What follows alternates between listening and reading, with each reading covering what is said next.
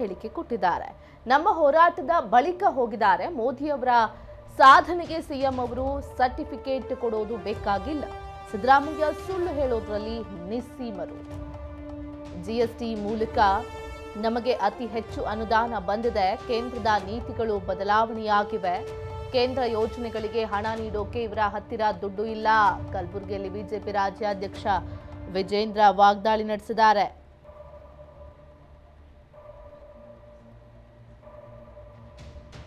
ನಿನ್ನೆ ಹಣಕಾಸಿನ ಆಯೋಗದ ಸಭೆಗೆ ಸಿಎಂ ಹೋಗಿದ್ರು. ಅದಕ್ಕೆ ನಾನು ಅಭಿನಂದಿಸ್ತೇನೆ. ನಮ್ಮ ಹೋರಾಟದ ಬಳಿಕ ಅವರು ಹೋಗಿದ್ದಾರೆ. ಮೋದಿಯವರ ಸಾಧನೆಗೆ ಸಿಎಂ ಅವರ ಸರ್ಟಿಫಿಕೇಟ್ ಬೇಕಾಗಿಲ್ಲ. ಜಿಎಸ್ಟಿ ಮೂಲಕ ನಮಗೆ ಅತಿ ಹೆಚ್ಚು ಅನುದಾನ ಕೊಟ್ಟಿದೆ.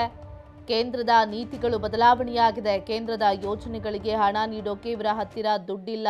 ಕಲಬುರಗಿಯಲ್ಲಿ ಬಿಜೆಪಿ ರಾಜ್ಯಾಧ್ಯಕ್ಷ ವಿಜೇಂದ್ರ ಹೇಳಿಕೆ ಕೊಟ್ಟಿದ್ದಾರೆ.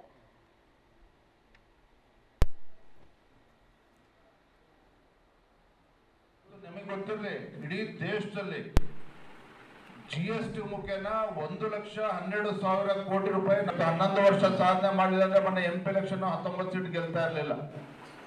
ಹಾಗಾಗಿ ರಾಜ್ಯದ ಜನ ಎಲ್ಲವನ್ನೂ ಕೂಡ ಗಮನಿಸ್ತಾ ಇದ್ದಾರೆ. ಮೋದಿಜಿಯವರ ಸಾಧನೆಯನ್ನು ಕೂಡ ಗಮನಿಸ್ತಾ ಇದ್ದಾರೆ. ರಾಜ್ಯ ಸರ್ಕಾರದ ವೈಫಲ್ಯಗಳನ್ನು ಕೂಡ ಗಮನಿಸ್ತಾ ಇದ್ದಾರೆ. ಅವರ ಸರ್ಟಿಫಿಕೇಟ್ ಅಗತ್ಯ ಇಲ್ಲ ಅಂತ ನಾನು ಈ ಸಂದರ್ಭದಲ್ಲಿ ಹೇಳ್ತೇನೆ. ಅವ್ರು ಹೇಳ್ತಾರೆ 13 ಪೈಸೆ ನೋಡಿ. ಇವೆಲ್ಲವೂ ಕೂಡ ಅಪಪ್ರಚಾರಗಳೇ. ಒಂದು, ನಾವು ಸಿದ್ದರಾಮಯ್ಯನವರು ಒಪ್ಕೊಳ್ಳಬೇಕು. ಸುಳ್ಳನ್ನ ಬಹಳ ವ್ಯವಸ್ಥಿತವಾಗಿ ಅಪಪ್ರಚಾರಗಳನ್ನ ಮಾಡೋದ್ರಲ್ಲಿ, ಸುಳ್ಳನ್ನ ಹೇಳೋದ್ರಲ್ಲಿ ನಿಸ್ಸೀಮರಿದ್ದಾರೆ. ಹಿಂದೆ 40% ಕಮಿಷನ್ ಅಂತೇಳಿ ಬೊಬ್ಬೆ ಹೊಡಿತಾ ಇದ್ರು ಬಿಜೆಪಿ ಸರ್ಕಾರ ಇದ್ದಾಗ.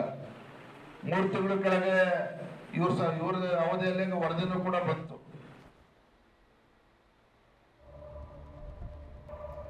ಏರ್ ಇಂಡಿಯಾ ವಿಮಾನ ದುರಂತ ಪ್ರಕರಣ ವಿಚಾರ ಕಲಬುರಗಿಯಲ್ಲಿ ಬಿಜೆಪಿ ರಾಜ್ಯಾಧ್ಯಕ್ಷ ವಿಜೇಂದ್ರ ಪ್ರತಿಕ್ರಿಯೆ ಕೊಟ್ಟಿದ್ದಾರೆ. ಅಹಮದಾಬಾದ್ ದುರ್ಘಟನೆ ಆಗಬಾರ್ದಿತ್ತು. ಜನ ಬಹಳ ನೋವಲ್ಲಿದ್ದಾರೆ. ಈ ರೀತಿ ದುರ್ಘಟನೆ ಆಗಬಾರ್ದಿತ್ತು, ಮುಂದೇನು ಆಗಬಾರ್ದು ಅಂತ ಹೇಳಿರುವಂಥದ್ದು.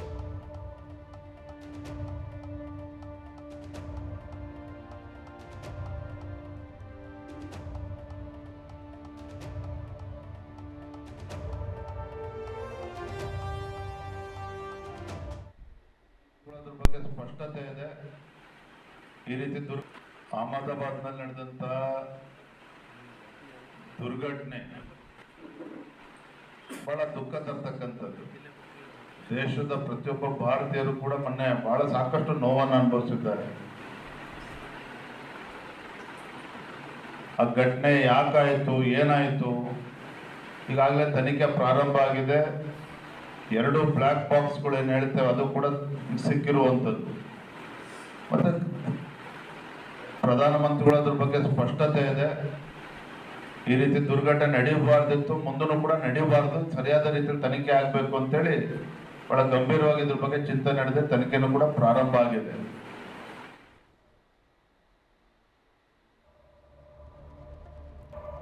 ಆರ್ಸಿಬಿ ಸಂಭ್ರಮಾಚರಣೆ ಸಂದರ್ಭದಲ್ಲಿ ಘೋರ ದುರಂತ ಸಂಭವಿಸಿತು. ಈ ವಿಚಾರವಾಗಿ ಕಾಲ್ತುಳಿತಕ್ಕೆ ಸಿಎಂ ಡಿಸಿಎಂ ಅವರೇ ನೇರ ಕಾರಣ. ಕಲಬುರಗಿಯಲ್ಲಿ ವಿಜೇಂದ್ರ ಹೇಳಿಕೆ ಕೊಟ್ಟಿರುವಂಥದ್ದು. ಇದಕ್ಕೂ ವಿಮಾನ ದುರಂತಕ್ಕೂ ಹೋಲಿಕೆ ಮಾಡೋದು ಬೇಡ. ಸಿಎಂ ಅವರೇ ಖುದ್ದು ಜನರನ್ನ ಕರೆದಿದ್ದಾರೆ. ಸಿಎಂ ಅವರು ಡಿಕೆಶಿ ಮೇಲೆ ಹಾಕೋಕೆ ಪ್ರಯತ್ನ ಪಡ್ತಿದ್ದಾರೆ. ಸಿಎಂ ಅವರಿಗೆ ನಾನು ಬಹಿರಂಗ ಸವಾಲ್ ಹಾಕ್ತೇನೆ, ಬನ್ನಿ ಚರ್ಚೆಗೆ, ಯಾರ ತಪ್ಪು ಅಂತ ನಾನು ತೋರಿಸ್ತೇನೆ. ಕಾಲ್ತುಳಿತ ಬಗ್ಗೆ ಬಹಿರಂಗ ಚರ್ಚೆಗೆ ಸಿದ್ಧರಿದ್ದೇವೆ ನಾವು ಅಂತ ವಿಜೇಂದ್ರ ಅವರು ಚರ್ಚೆಗೆ ಆಹ್ವಾನ ಕೊಟ್ಟಿರುವಂಥದ್ದು. ಸಿಎಂಗೆ ಬಹಿರಂಗವಾಗಿ ಸವಾಲ್ ಹಾಕಿದ್ದಾರೆ. ಚರ್ಚೆ ಮಾಡೋದಕ್ಕೆ ನಾವು ಸಿದ್ಧ, ನೀವು ತಪ್ಪು ಮಾಡಿಲ್ವಾ, ಹಾಗಾದ್ರೆ ಚರ್ಚೆಗೆ ಬನ್ನಿ.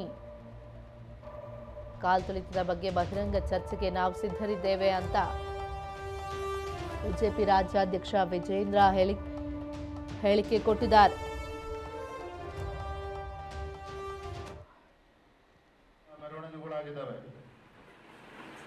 ರಾಜ್ಯದ ಮುಖ್ಯಮಂತ್ರಿಗಳಿಗೆ, ಉಪಮುಖ್ಯಮಂತ್ರಿಗಳಿಗೆ ವಿವೇಚನೆಯಿಂದ ನಿರ್ಧಾರವನ್ನು ತೆಗೆದುಕೊಳ್ಬೇಕು ಅನ್ನುವ ಅರಿವು ಅವ್ರಿಗೆ ಇರಬೇಕಾಗಿತ್ತು. ಇದೇ ಮೊದಲ ಬಾರಿ ಆಗಿರ್ತಕ್ಕಂಥದ್ದಲ್ಲ. ವರ್ಲ್ಡ್ ಕಪ್ ಗೆದ್ದಾಗಲೂ ಕೂಡ ಮೆರವಣಿಗೆಗಳಾಗಿದ್ದಾವೆ. ಮಹಾರಾಷ್ಟ್ರ ಮುಂಬೈನಲ್ಲಿ IPL ಮ್ಯಾಚ್ ಗೆದ್ದಾಗ ಕೂಡ ಅಲ್ಲೂ ಕೂಡ ಮೆರವಣಿಗೆ ಆಗಿದೆ, ಅಲ್ಲೂ ಕೂಡ ಲಕ್ಷಾಂತರ ಜನ ಸೇರಿದ್ದಾರೆ. ರಾಜಸ್ಥಾನ IPL ಗೆದ್ದಾಗ ಅಲ್ಲೂ ಕೂಡ ಲಕ್ಷಾಂತರ ಜನ ಸೇರಿದ್ದಾರೆ. ಇದೇನು ಮೊದಲ ಬಾರಿಗೆ ಆಗಿರ್ತಕ್ಕಂಥದ್ದಲ್ಲ. ಆದರೆ ಮುಖ್ಯಮಂತ್ರಿಗಳು ಉಪಮುಖ್ಯಮಂತ್ರಿಗಳ ಪುಕ್ಕಟ ಪ್ರಚಾರವನ್ನ ಗಿಟ್ಟಿಸ್ಕೊಳ್ತಕ್ಕಂಥ ಹಪಾಪ ಏನಿತ್ತು, ಅದಕ್ಕೆ ಇವತ್ತು 11 ಜನ ಅಮಾಯಕರು ಬಲಿ ಕೊಟ್ಟಂತಾಗಿದೆ. ಯಾವುದು ಕೂಡ ಮುಗಿಯೋದಿಲ್ಲ, ನಿರಂತರ ನಡೀತಾ ಇರ್ತದೆ.